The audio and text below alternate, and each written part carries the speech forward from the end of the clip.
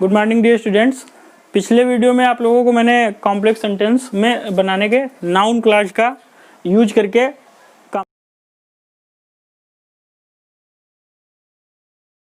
उन्हें कंजक्शंस की बात की थी। तो कंजक्शंस ही सबसे इम्पॉर्टेंट है। यहाँ पर देखिए आपको लिखा हुआ है एज ए सब्जेक्ट, ठीक है, object to a preposition, complement to a verb, ठीक है, और case in apposition to a noun. तो इस प्रकार से हम लोग नाउन क्लॉज का प्रयोग करते हैं 5 तरीके से। एक प्रीपोजिशन के ऑब्जेक्ट के रूप में, कॉम्प्लीमेंट के रूप में, केस नाउन के केस के रूप में, और सब्जेक्ट और ऑब्जेक्ट रूप में। तो पहले वाले वाक्य को हम 2 ही तरीके से बना भी सकते हैं और दोनों ही तरीके लगाकर बनाने भी हैं। तो अगर हम लोग सब्जेक्ट की बात करें तो लिखा है यू आर ए थीप, तुम एक चोर हो। It is known to all, सब लोग यह बात जानते हैं, ठीक।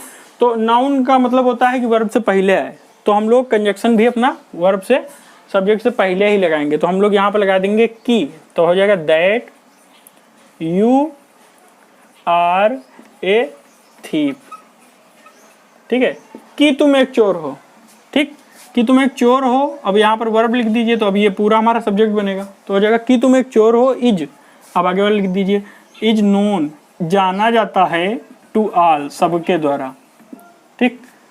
तो हो जाएगा that you are a thief is known to all. तो ये एक बन गया हमारा। दूसरा, अगर हम लोगों को ऑब्जेक्ट बनाना है तो इसको हेल्पिंग वर्ब के बाद लिखेंगे। तो इस वाक्य को पहले लिख दीजिए आप लोग, it is known, KNOWN, to all, या सबके द्वारा जाना जाता है, दैट। अब वही वाला वाक्य फिर से लिख दीजिए यहाँ पर, that you are a thief, कि तुम एक चोर हो। कौन सी बात सब लोग जानते हैं कि तुम एक चोर हो। तो कौन सी चीज़ के आंसर में हमारा ये आ रहा है तो हमारा ऑब्जेक्ट होगा, ठीक।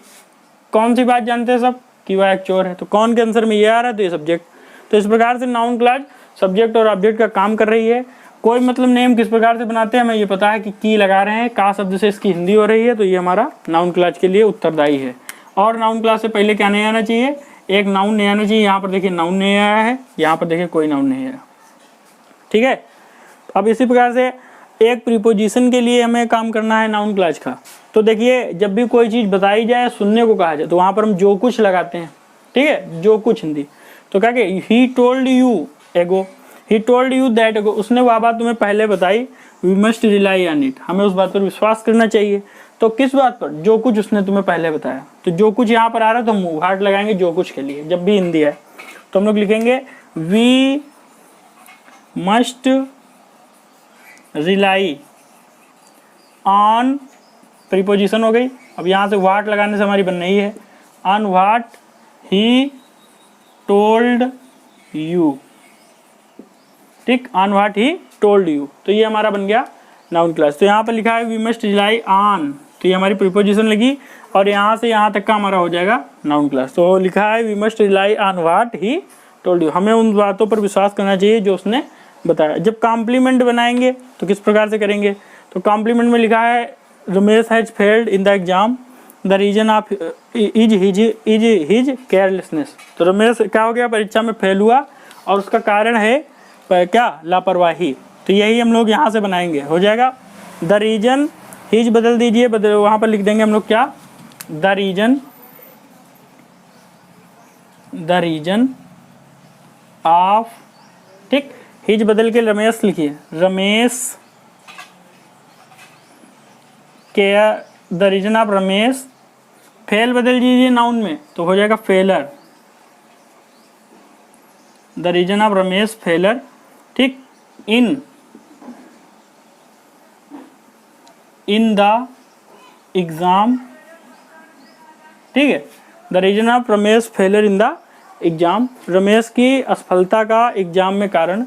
इज माने क्या हो जाएगा है, अब इज लिख दिया हमने। अब इज के बाद जो भी आएगा यहाँ पर ऑब्जेक्ट नहीं बन रहा है, ठीक है, क्यों, क्योंकि क्या है, क्या का आंसर हमें मिलता है हमेशा कॉम्प्लीमेंट के रूप में, ठीक, क्या के उत्तर में हमें कॉम्प्लीमेंट मिलेगा, इज क्या होगा, इज दैट। अब हम लोग बनाएंगे नाउन क्लॉज, तो हो जाएगा that he is careless, is that he is careless,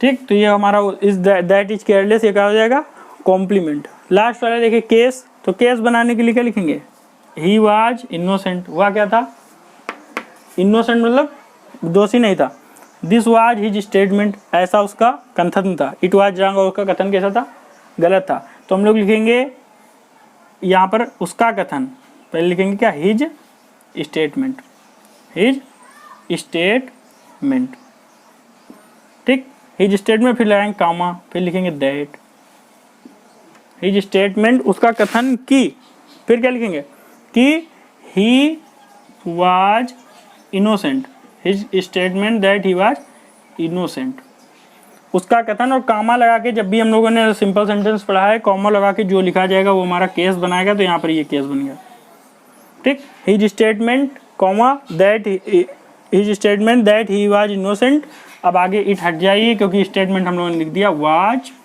wrong, his statement that he was innocent was wrong. तो इस प्रकार से हम नाउन क्लॉज का प्रयोग इतनी तरीके से कर सकते हैं।